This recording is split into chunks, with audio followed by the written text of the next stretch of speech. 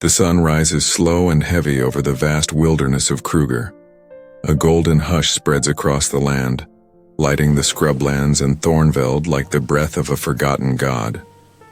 Dust hangs in the air, fine and red, stirred by the soft shuffle of hooves and the distant beat of wings.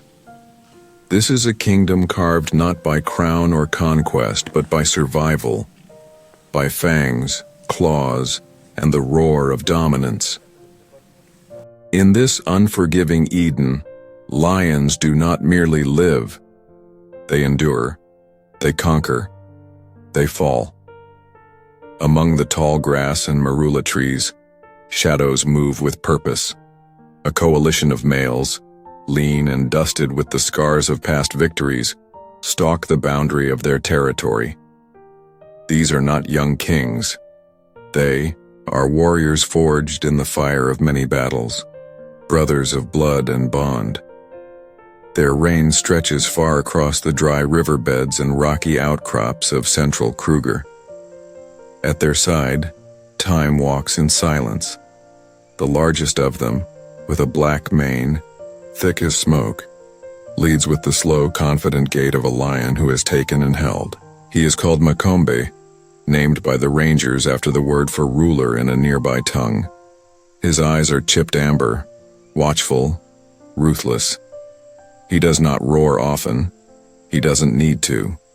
Beside him walks Tao, slightly younger, his mane still, in the flush of prime. A loyal second, fierce and fast, the first to charge and the last to retreat. And behind them, Sindile, the thinker. Quiet, cunning, and often overlooked until he strikes. Together they have ruled this land for nearly 3 seasons. And in lion terms, that is a reign soaked in myth. But the grass whispers a new name now. From the south, across the winding Sabi River, a young coalition has entered the picture. Nomads, rogues, exiles. Born in the ashes of a fallen pride, they've tasted starvation, betrayal, and exile. They wear their hunger like a second skin. Their leader is Rollo, a male barely 5 years old, yet already marked by a deep scar across his muzzle. His mane is still rising, patchy in places from fights with hyenas and rivals. His brothers, Tamu and Garu, follow him with unshaken loyalty. They've crossed crocodile-infested waters, avoided ranger patrols, and survived months on the fringes of lion society.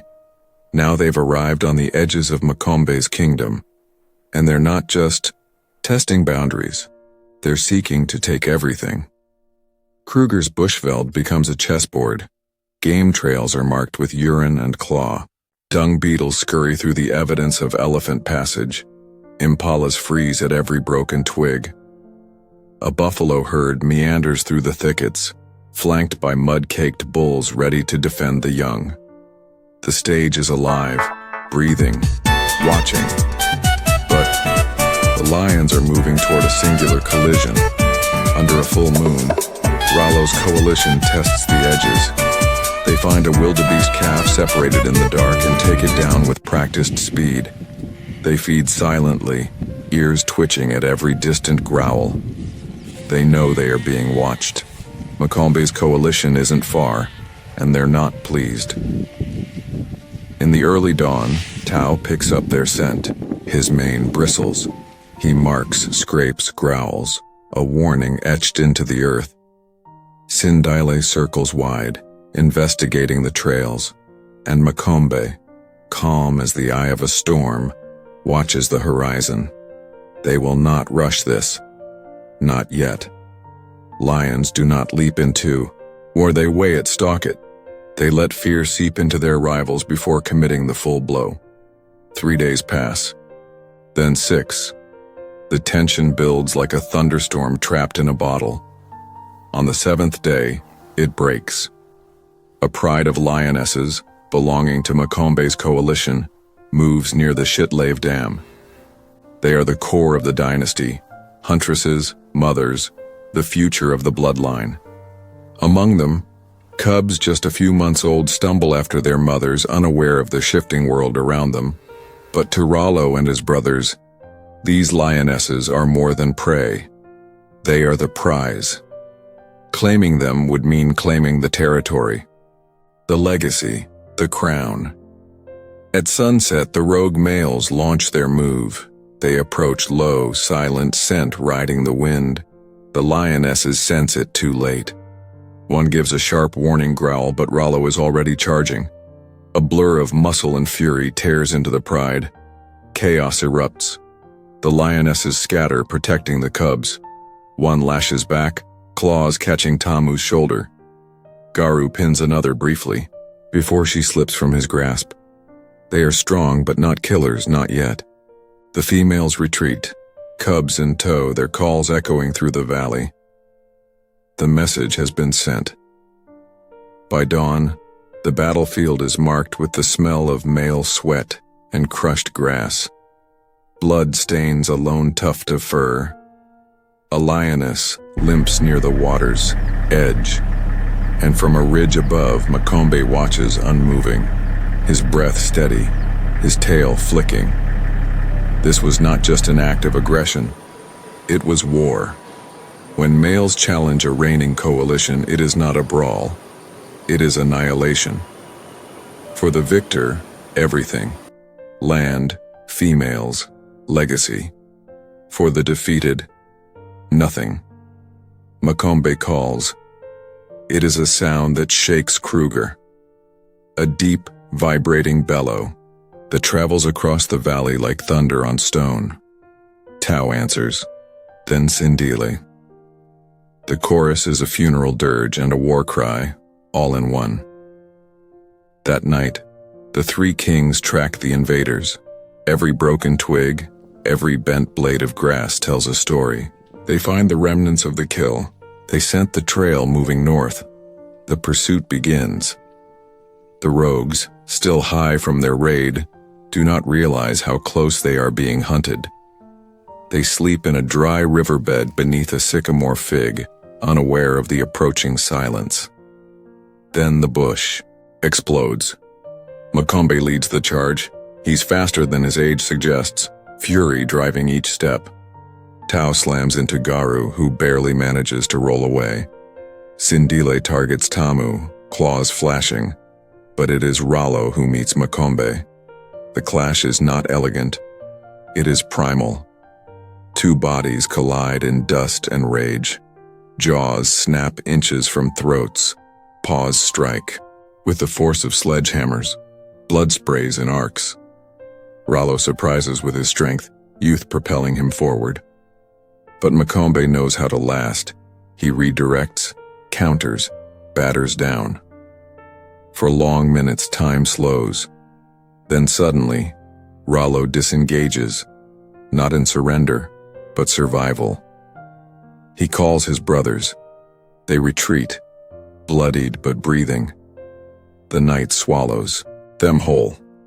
Makombe stands alone, chest heaving, mane streaked with blood. He does not chase. He knows what they now know. This kingdom will not fall easily, but neither side has won. Not yet. The next day, the lionesses return to their pride lands cautiously, scanning for danger. The cubs are shaken, but alive. The coalition regroups. Wounds are licked. Strategies are whispered in the brush. The wild waits. The battles for dominance are not over. They have only just begun. And as the red dust settles once more over the savanna, Kruger watches, unmoved, unbroken, eternal. The dry season tightens its grip on Kruger like a clenched fist. Rivers shrink to dusty veins. The air thickens with thirst. Even the wind moves slower now, carrying the scent of sweat, blood, and longing. Trees stand bare, ancient arms raised, in silent prayer to skies that will not answer. For lions, it is the season of reckoning. Waterholes become war zones. Prey huddles in shrinking patches of shade. Herds move with desperation, their young barely keeping up. And in the spaces where life clings by its nails, Lions draw battle lines that cannot be undone. Makombe's coalition recovers in silence.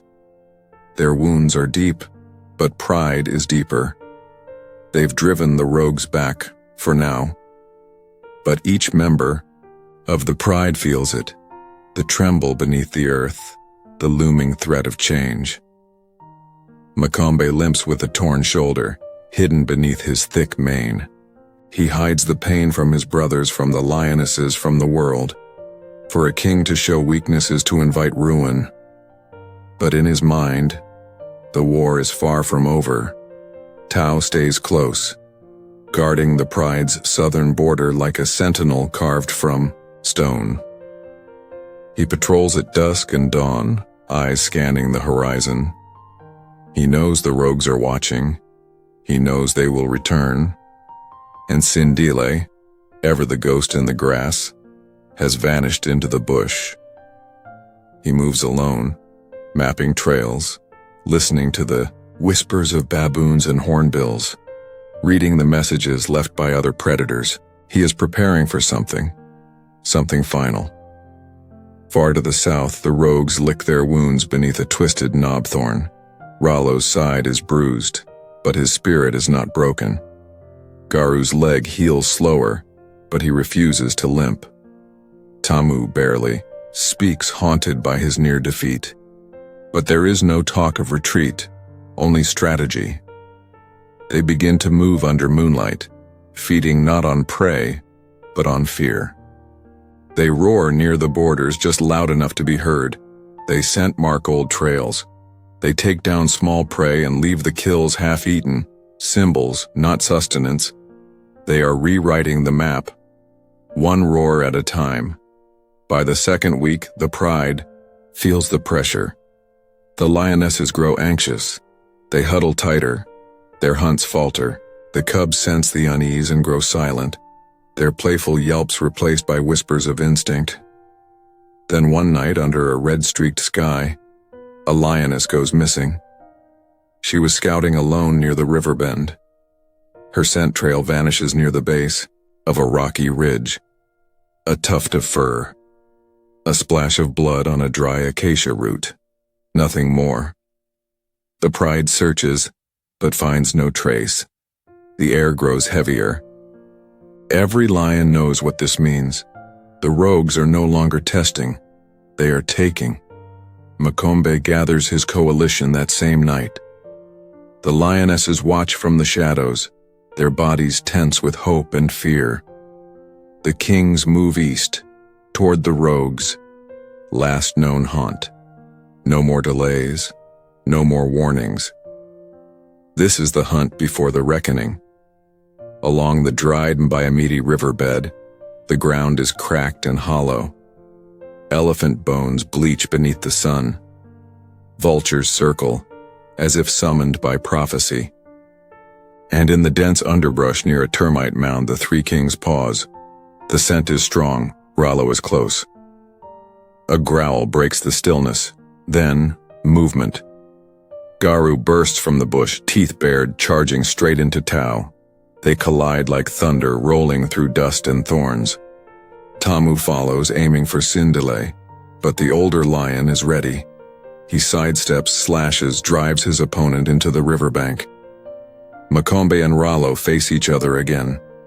Their second meeting is not like the first. It is slower, more calculated. These are not animals. These are warriors, generals, kings. They circle, tails twitching, manes bristling. No one moves first. Then Rollo lunges. The two bodies crash, biting, swiping, slamming into the earth. Blood spatters across lion-colored rock. Makombe lands a crushing blow to Rollo's jaw, but Rollo recovers fast, clamping down on the older lions.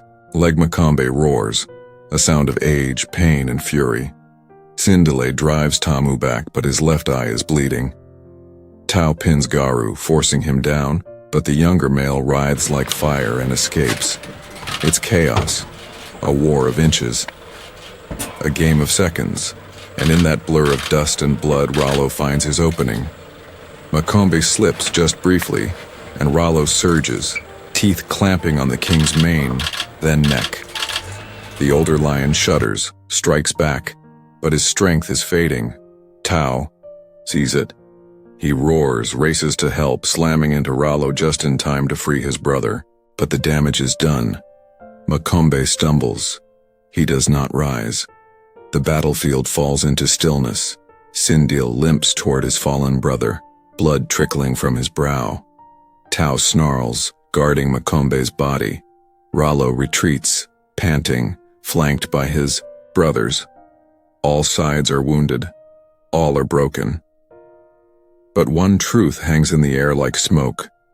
The king has fallen. Makombe does not rise again. The pride mourns in silence. The lionesses do not roar. They do not cry. They lie in the shade, their eyes glassy, watching the wind. The cubs nuzzle their mothers, confused. Tao stands guard for 3 nights without sleep. Sindile disappears into the trees once more. And from the south, the rogues return. They do not charge this time. They walk slowly, purposefully. They roar once at the edge of the Pride Lands. Rollo first, then Tamu, then Garu. The lionesses do not run. They wait, a moment balanced on the edge of history. Tao steps forward, growls, and meets Rollo's eyes. There is no fight. There is only choice. Tao steps aside. Sindile does not return, and the rogues enter. Kruger holds its breath. Weeks pass. The land begins to shift. Rain clouds gather on the horizon. Herds move again. The smell of death fades into the scent of rebirth. Rollo leads the pride now. But the cost is etched into the earth, into every scar on his hide, into the missing lioness who never came back, into the silence that follows a legacy. He is not Makombe, but he is a king. He mates, he marks, he protects, he roars, and the Bushveld answers. In Kruger, nothing is forever, not even dominance. Another drought will come. Another coalition will rise. Cubs will be born. Cubs will be taken. The roar of the next generation is already echoing in the grass. But for now, in this fleeting chapter of eternity, the crown has found a new bearer, and the dust settles once more.